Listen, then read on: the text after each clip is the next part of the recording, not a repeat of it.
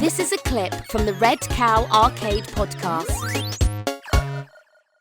So, my kid, the Lord of the Rings, I love them. The trilogy, it's like a very, very, very special trilogy to me. It's like, outside of Rocky, it's my favorite thing ever. I think the emotional resonance of those movies and the technical achievement and the performances and what they were able to find in terms of story. I mean, I'm just like blown away by those movies. Like I continue to be, and they hold up so well. Yeah, I remember like I took Latin in high school, and I was in my Latin class, and like this kid behind me is like, "Have you heard about Lord of the Rings? It's coming to theaters like next week." I'm like, "What is this? I don't even care." And I think I saw it like because he said so, because that's what you do when you're a teenager. Yeah. And I was just like, why didn't anybody tell me about this sooner? Like it was like such a shock. Like, well, like the animated films used to air on TV, and I'd seen those. And my sister actually played Bilbo in a production of The Hobbit in middle school, and it was so dopey and nerdy. And I was like, I don't know what any of this shit. Yeah, it looked like dopey, nerdy stuff. Like I totally wrote it off. Yeah, like because like I remember he was like, "Oh, you should see it," and I think we like watched a trailer on like the 56K modem, so it was like a real media. Real media. Like the thing was this, and I saw like pointy ears and shit, and I'm like, oh fuck. Yeah. No, I remember seeing. I went to go see Fellowship just because people were doing that, and then I was like, whoa, that was quite a journey. And then I got the DVD, and then there were all these special features, and I was a budding young filmmaker. And then the 4-disc thing came out, and it was just this rich library of like, do you love making movies? Because we do too. And here's a lot of information about making movies. I watched all of those special features. Yeah. And I remember getting like racing to get that DVD. Yeah. And I remember forcing my dad to watch it. It's like, you've never seen anything like this. Just look at it. Yeah, no, and I'm actually, I don't know if you remember this, but there was an early teaser trailer for Fellowship that didn't really show you anything about the actual content of the films. It was just like, these people in New Zealand are making the biggest film of all time, and it's coming next year. That's like all it was. It was Peter Jackson being like, this will be the most difficult thing I'll ever do in my life. And it shows like some workshop people, and so they're like, over in New Zealand, way far away from Hollywood, they're making the best films ever. I almost like went to school in New Zealand because of those films. Like I wanted to do like a media thing in New Zealand because of those films. It was that. It's probably why I'm into video now. It's so inspiring. Yeah, and then they founded Weta Digital that runs laps around like ILM, and I mean it's just really incredible. I believe Peter Jackson now is a billionaire too. Anyway, great movies, and every time I revisit. And by the way, if you ever want to if you want to laugh your balls off, it's on my Plex. Watch the riff tracks of any of the Lord of the Rings. I mean, you might. I remember thinking, I was like, I don't know, like there's such good movies. Like, I'm not saying I'd be offended by jokes made about the films. It's just more like, what could it's not the same as spoofing on, what does it look like to spoof on the best films of all time versus like the worst films of all. It's not Manos the Hands of Fate, for God's sakes. Yeah. No, it's hysterical. Like there's just to give you a small example, there's a scene when the Rohan show up to Helm's Deep for the first time, and they're kind of making their home there, and they're refugees basically. And Aragorn died on the journey, or so they thought. And Éowyn shows up, and she goes to Theoden the king, and she goes, so few of you have returned. And I think it's Mike in the riff tracks. He goes, because Theoden looks at her like this, and Mike goes, "You gonna start?"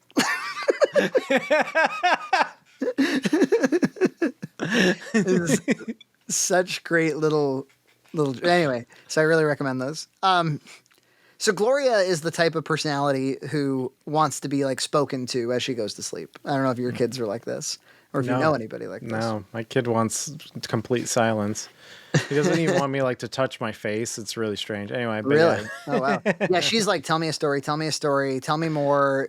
Like, yeah, stimulate my brain until I fall asleep. It's very difficult. Yeah, the opposite's crazy. And so she wants stories, and storytelling has become kind of important in our family. Like, she likes stories and she likes to tell stories. And I've talked to her about what makes a good story, like how you build up to things and how, like what suspense is. And so she's interested in all that sort of stuff.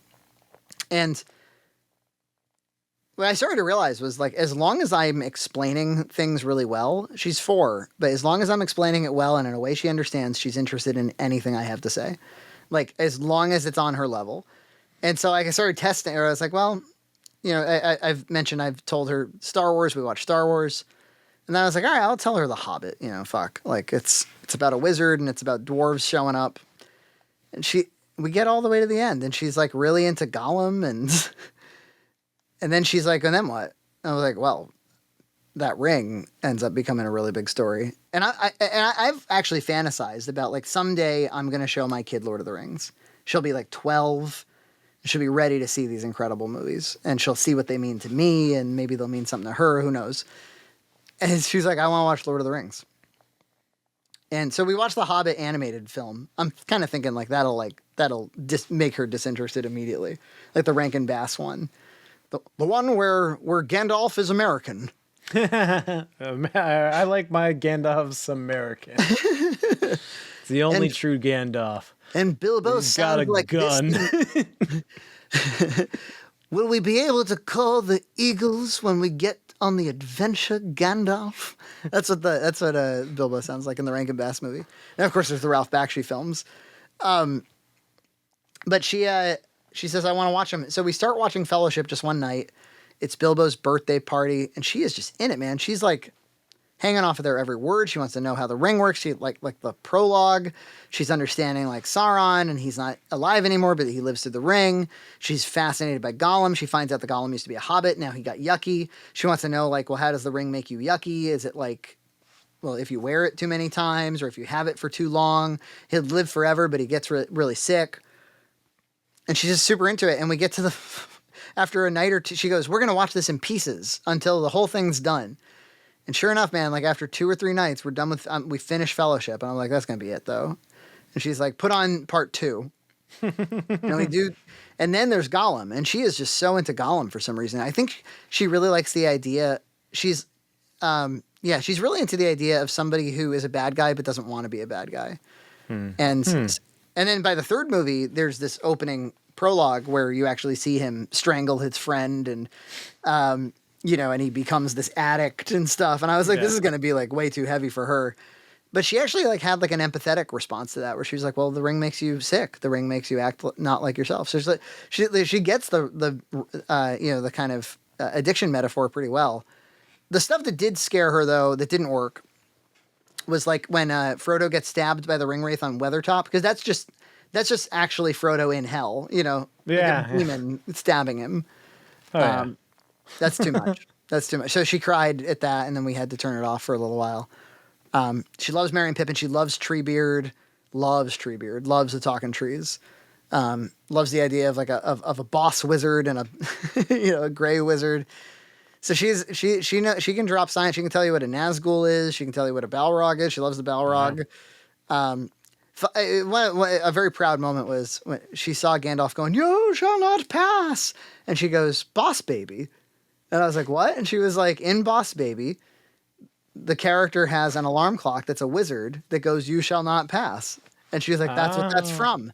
And then she got the reference, and I was like, you are my child. You're gonna go the rest of your life knowing how things connect. It's just so cool. It's so cool to watch her become culturally aware. Yeah. And so we play video games together a lot. She's been really into like, hey, can we snuggle and play a video game for hours? Can we snuggle and play a video game? I'm like, yes, absolutely. And it's been 3D World, because 3D World is great for co-op, as I'm sure you know all too well. Yeah. Man, I wish Gabriel would get into Elden Ring.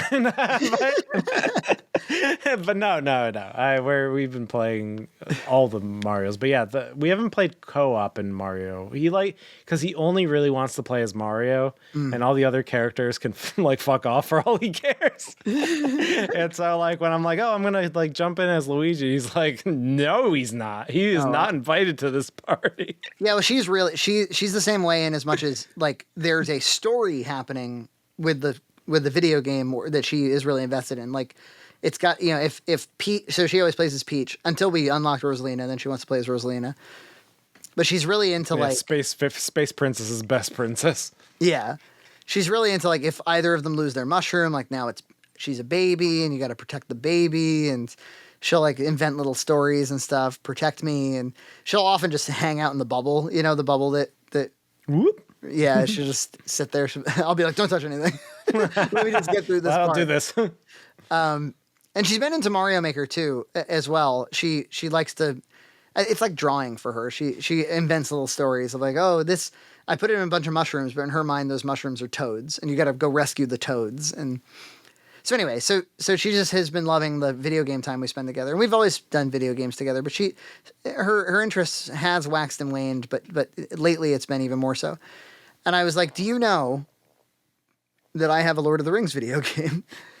And she was like, no, we should play it. It's the GameCube one. So I resurrected the Wii, and I resurrected everybody's favorite. Oh, the Wavebird. Everybody's favorite controller. I didn't know Dan was on the podcast. Oh, hey, Dan. When did you show up? I'm just here to review this controller against a glossy blue background. Little Ringo there. Against a glossy blue background. So, the graphics are janky as hell. I remember playing. It's a beat 'em up. A multi-character. You can play as a bunch of different characters on a bunch of different quests. So it's a beat 'em up. I have Return of the King. There's also 2 towers, and playing it on a Wavebird is great. It has. I've been playing with a Pro controller a lot lately. I gotta tell you, man, this Wavebird really is the best controller. I thought so even back then. Like I remember, like going into a Target and they had a display GameCube. I remember putting my hands around that controller. I'm like, this is it. This is the controller. It's still true. It feels so good, and that's like comparing it to all the modern controllers I've been playing with up until now. But my memory of the Lord of the Rings games was that they were kind of like cash grabs. They were kind of like just like they threw them out there and it's just a beat 'em up and whatever. No, they're much better than that. They use all the Howard Shore music, like the actual Howard Shore music throughout the whole thing. And it's tons of original voice acting by the cast, like tons of Ian McKellen, tons of Sean Astin, tons of Elijah Wood. As you work your way through it, you unlock like interviews with the various cast members who are like, it's really fun to be part of a video game. Yeah, that was a crazy time because I remember even like the GameCube Spider-Man had Tobey Maguire.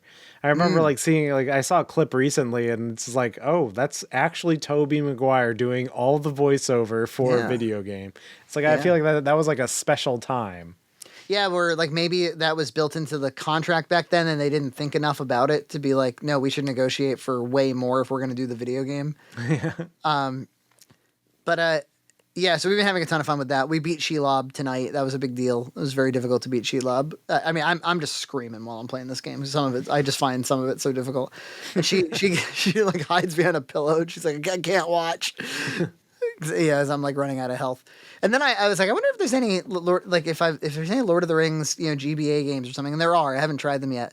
But as I'm searching for them through my big ROM library, Lord of the Rings Part 1 for the SNES. Oh, those are trash. Do you know about these?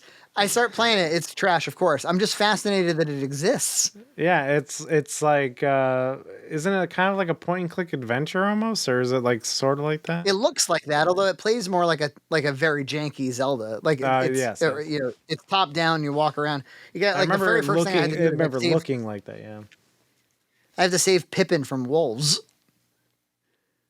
Pippin is stuck in the. It's jank. It's jank. It was very jank, but anyway, that's my story.